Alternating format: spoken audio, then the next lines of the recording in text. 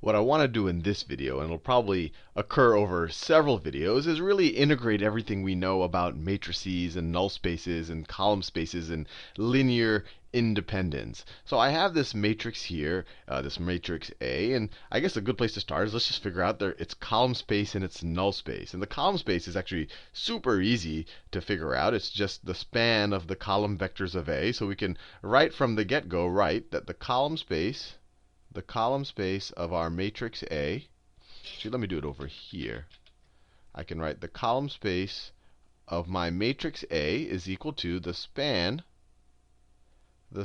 of the vectors 1, 2, 3, 1, 1, 1, 4, and 1, 1, 4, 1, 4, 1, and 1, 3, 2. I'm done. That was pretty straightforward, a lot easier than finding null spaces.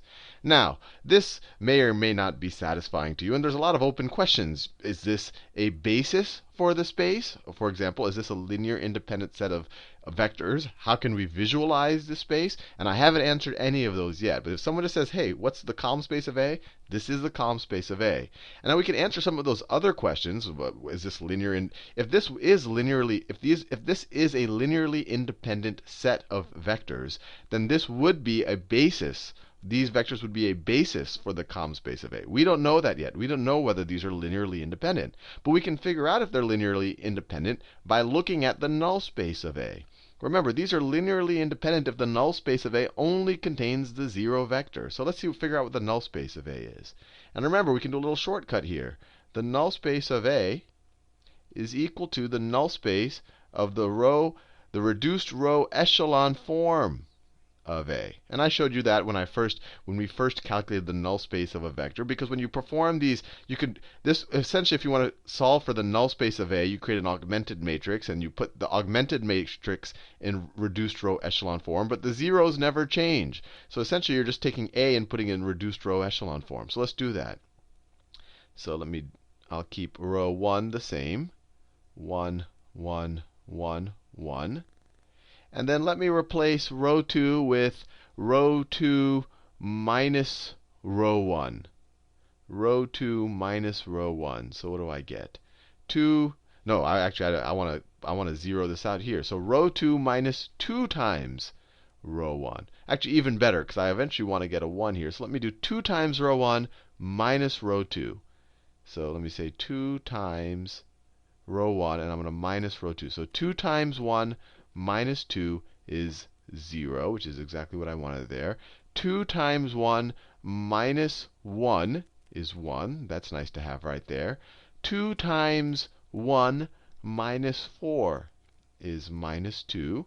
2 times 1 minus 3 is minus 1. All right. Now let me see if I can zero out this guy here. So what can I do? Let's see. I could let me take, and I could do any combination, anything that essentially zeroes this guy out, but I want to minimize my number of negative numbers. So let me take this third row minus 3 times this first row. So I'm going to take minus 3 times that first row and add it to this third row. So 3 minus 3 times 1 is 0. 4 minus 3 times 1. These are just going to be a bunch of 3's. 4 minus 3 times 1 is 1. 1 minus 3 times 1 is minus 2. And 2 minus 3 times 1 is minus 1. Now, if we want to get this into reduced row echelon form, we need to target that one there and that one there. And what can we do? So let's keep my middle row the same. My middle row is not going to change. 0, 1, minus 2, minus 1. And to get rid of this one up here, I can just replace my first row with my first row minus my second row. Because then this won't change. I'll have 1 minus 0 is 1. 1 minus 1 is 0. That's what we wanted. 1 minus minus 2 is 3, right? That's 1 plus 2. 1 minus minus 1, that's 1 plus 1, that is 2. Fair enough. Now, let me do my third row. The third row, well, let me just add, or let me just subtract let me replace my third row with my third row subtracted from my first row. They're obviously the same thing. So if I subtract this row if I subtract the third row from the second row, I'm just going to get a bunch of zeros. 0 minus 0 is 0. 1 minus 1 is 0. Minus 2 minus minus 2 is 0. And minus 1 minus minus 1, that's minus 1 plus 1, that's equal to 0. And just like that, we have it now in reduced row echelon form. So this right here is the reduced row echelon form of A. That's straightforward. Now, the whole reason why we even went through this exercise is we wanted to figure out the null space of A, and we already know that the null space of A is equal to the null space of the reduced row echelon form of A. So if this is the reduced row echelon form of A, let's figure out its null space. So the null space is a set of all vectors in R4, because we have 4 columns here. 1, 2, 3, 4. The null space is the set of all vectors that satisfy this equation, where we're going to have 3 zeros right here. That's the 0 vector in R3, because we have 3 rows right there. And you can figure it out. This times this has to equal that 0. That dotted with that essentially is going to equal that 0. That dotted with that is equal to that 0. I say essentially because I didn't define a row vector dot a column vector. I've only defined column vectors dotted with other column vectors, but we've covered that in the previous video, where you could just say this is the transpose of a column vector. So let's just take this and write a system of equations with this. So we get 1 times x1. So this times this is going to be equal to that 0. So 1 times x1, that is x1, plus 0 times x2. Let me just write that out. Plus 0 times x2, plus 3 times x3, plus 2 times x4 is equal to that 0, is equal to 0.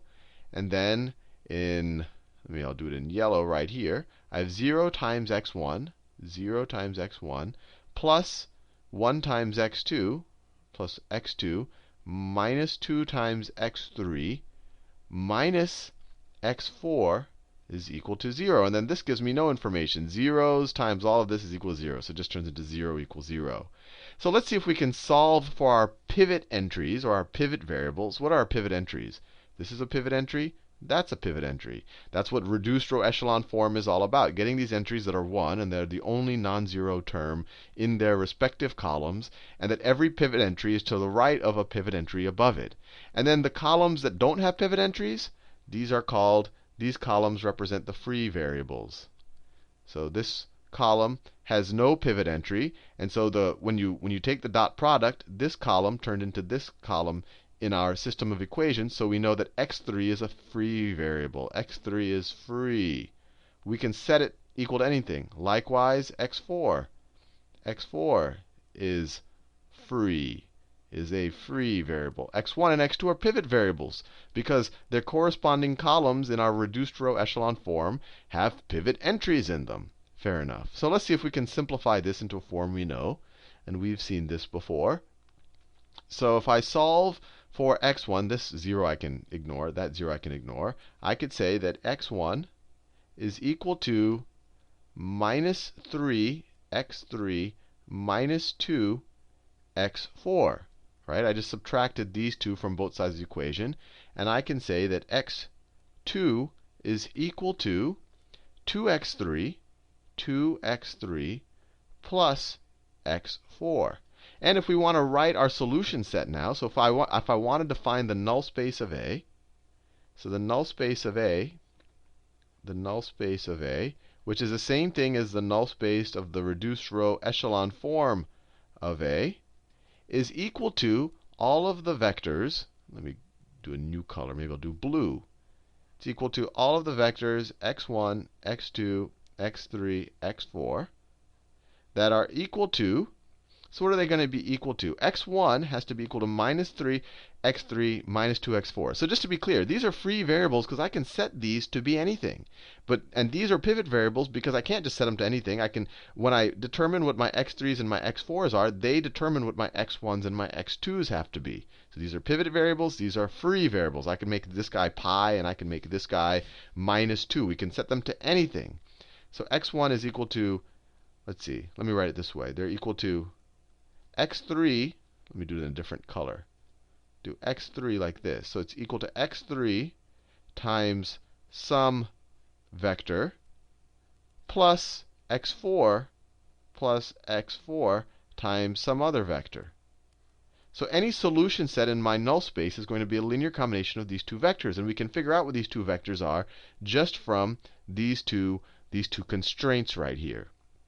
So let me do it in a neutral color. x1 is equal to minus 3 times x3. So minus 3 times x3 minus 2 times x4. Straightforward enough. x2 is equal to 2 times x3. 2 times x3 plus x4. What's x3 equal to? Well, x3 is equal to itself. Whatever we set x3 equal to, that's going to be x3. So x3 is going to be 1 times x3 plus 0 times x4. It's not going to have any x4 in it. x3 is going to be kind of an independent variable where it's going to be free. We can set it to whatever it is. So we set it, and then that's going to be our x3 in our solution set. x4, it's not going to have any x3 in it. It's just going to be 1 times x4. And so our null space is essentially all of the linear combinations of these two vectors, right? This can be any real number. This is just any real number. And x4 is just any member of the real space. So all of these, the set of all of the valid solutions to ax is equal to 0. Where did I write that? Did I even write that down? No, I haven't even written that anywhere. The set of all ax is equal to 0, where this is my x, it equals to all of the linear combinations of this vector and that vector right there. And we know what all of the linear combinations mean. It means, so my null space, let me write it this way, is equal to the span of these two guys, the span of minus 3, 2, 1, 0, and, let me scroll over a little bit, and minus 2, 1, 0, 1. Now, let me ask you a question. Are the columns in A, are they a linearly independent set? Are they a linearly independent set? Let me write that down. So if we write these vectors right there, these are the vectors, the column vectors of A. Right? So let me write that down. So are the column vectors of A, so what were they?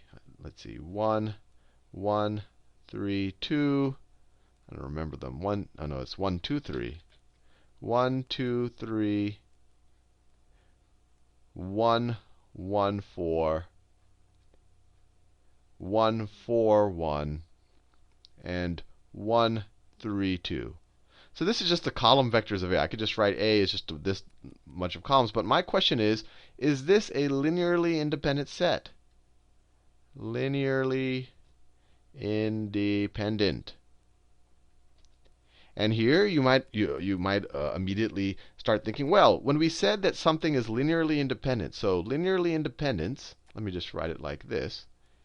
Linear independence implies that there's only one solution. We saw this, I think, 2 videos ago, that there's only one solution to ax is equal to 0, and that is the 0 solution, that x is equal to the 0 vector. Or another way to say that is that the null space of my matrix A is equal to just the 0 vector. That's what linear independence implies, and it goes both ways.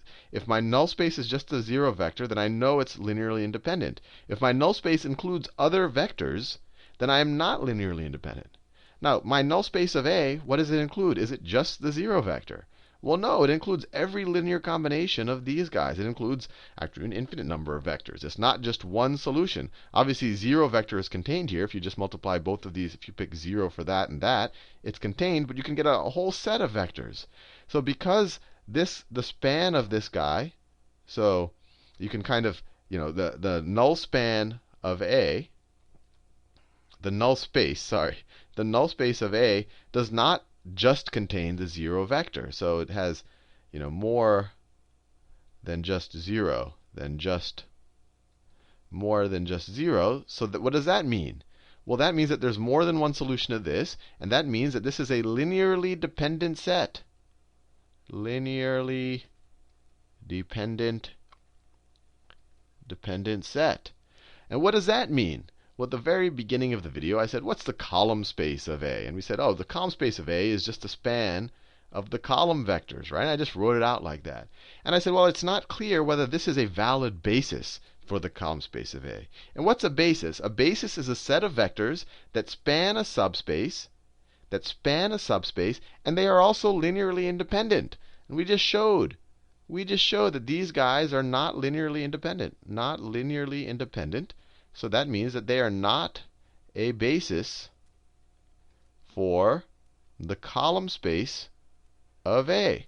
They do span the column space of A, by definition, really, but they're not a basis. They need to be linearly independent for them to be a basis. So let's see if we can figure out what a basis for this column space would be. And to do that, we just have to get rid of some redundant vectors. If I can show you that this guy can be represented by some combination of these two guys, then I can get rid of that guy. He's not adding any new information. Same with that guy. Who knows? So let's see if we can figure this piece of the puzzle out. So we know already that x1, let me write it this way, that x1 times, maybe I'll just kind of leave you hanging and continue this in the next video, but we know that x1 times 1, 2, 3 plus x2 times 1, 1, 4 plus x3 times 1, 4, 1 plus x4 times 1, 3, 2, we know that this is equal to 0. Now, if we're able to solve for x4 in terms of, let's say I can solve them in terms of, let me just think that I can solve for the vectors that are associated with my free variables using the other vectors. Let me see if I can do that, and you'll see it's actually pretty straightforward. So let's say I want to solve for x4. So if I subtract this from both sides of this equation, I get what? I get minus, let me put it this way. Let me set x3 equal to 0. It was a free variable. I can do that. So if I set x3 is equal to 0, then what do I get here? I get, if I set x3 equals 0, this guy disappears. And then if I subtract this from both sides of this equation, I get x1 times 1, 2, 3 plus x2 times 1, 1, 4 is equal to, I'm just setting x3 equal to 0. That was a free variable. So I'm setting x3 equals 0, so this whole thing disappears. So that is equal to minus x4 over, or times 1, 3, 2. Now, I set x3 equal to 0. Let me set x4 to be equal to minus 1. x4 is equal to minus 1. If x4 is equal to minus 1, what is minus x4? Well, then this thing will just be equal to 1. And I'll have x1 times 1, 2, 3 plus x2 times 1, 1, 4 will equal this fourth vector right here. And can I always find things like this? Well, sure, I can actually find the particular ones. If x3 is equal to 0 and x4 is minus 1, let me copy and paste this over that I have up here. Let me copy and paste this. Sometimes it doesn't. Edit, copy, edit, paste. There you go. Okay, let me scroll down a little bit. This is what we got when we figured out our null space right there. So if I'm setting, remember these are the free variables. If I set x3 equal to 0 and x4 is equal to minus 1, what is x1?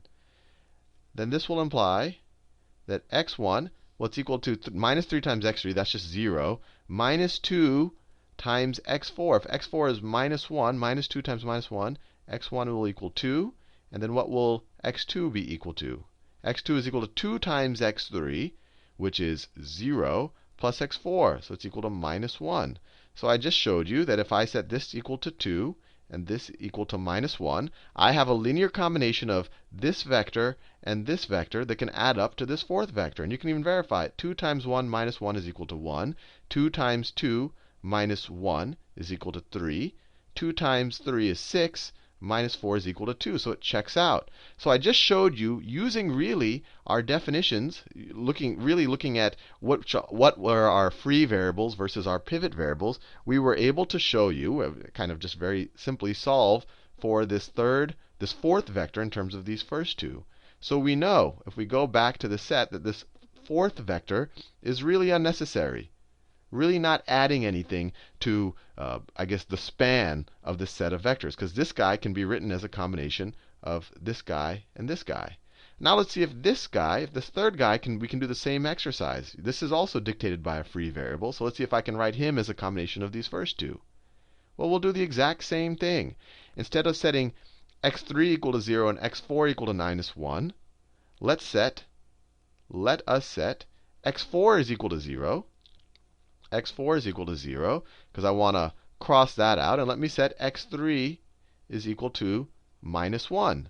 If x3 is equal to -1, so if this equals -1, what does this equation reduce to? We get x1 times 1, 2, 3 plus x2 times 1, 1, 4 is equal to, if this is -1 times 1, 4, 1, and then we add it to both sides of this equation, we get +1 times 1, 4, 1. And once again, we can just solve for our x1s and x2. If x4 is 0 and x3 is -1, then x4 is 0, so x3 is just -3 times x3. So x1 would be equal to 3, right? -3 times -1. And what would x2 be equal to? x4 is 0, we can ignore that. x2 would be equal to -2. So this would be 3, and then this would be -2. Let's see if it works out. 3 times 1 minus 2 is 1. 3 times 2 minus 2 is 4. 3 times 3 minus 8 is 1. It checks out. So I'm able to write this vector that was associated with a free variable as a linear combination of these two. So we can get rid of him from our set. So now I've shown that this guy can be written as a linear combination of these two. This guy can be written as a linear combination of these two. So the span of all of those guys should be equal to the span. So let me write it this way. All right, cross that guy. The column space of A, I can now rewrite. Before it was the span of all of those vectors. It was the span of all of the column vectors, v1, v2, v3, and v4. Now, I just showed you that v3 and v4 can be rewritten in terms of v1 and v2, so they're redundant. So that is equal to the span of v1 and v2, which are just those two vectors. Vector 1, 2, 3, and vector 1, 1, 4. Now, are any of these guys redundant? Can I express one of them as a linear combination of the other? And essentially, when I'm talking about the linear combination of only one other vector, it's just multiplying it by a scalar. Well, let's think about that. And there's multiple ways you can show this, but the easiest way is, well, look, to go from this entry to that entry, I'm just multiplying by 1. But if I multiply this whole vector times 1, then I'm going to get a 2 here, and I'm going to get a 3 here. So it won't work. Let me put it this way. If I want to represent this guy as a scalar multiple of that guy, so any scalar multiple of 1, 2, 3 is going to be equal to 1c, 2c, 3c, right? And so we're saying this guy has to be represented somehow like that. If we say that this guy is somehow a scalar, somehow can be represented by that guy, so that would have to be equal to 1, 1, 4. When you look at this top entry, it implies that c would have to be equal to 1. C is equal to 1. But when you look at this second entry, you think that c would have to be equal to 1/2. So you get a contradiction. Over here, c would have to be equal to 4/3. So there's no c where this will work. There's no multiple of c, and you can work that both ways. So there's no way that you can represent one of these guys as a linear combination of the other. And you can actually prove other ways, maybe more formally, that this is linearly independent. But given that this is linearly independent, I think you're satisfied with that. We can then say that the set of vectors 1, 2, 3, or let me put it this way. 1, 2, 3, and 1, 1, 4. This is a basis. This is a basis for the column span of A. Now, I'm gonna let you go in this video because I think I've gone well over time. But what I'm going to do in the next few videos is, now that I've established that this is a basis for the column span of A, we can attempt to visualize it, because we can say that the column span of A is equal to the span of these two vectors. And we can think about what the span of those two vectors are. We're going to see that it's a plane in R3, span of 1, 1, 4.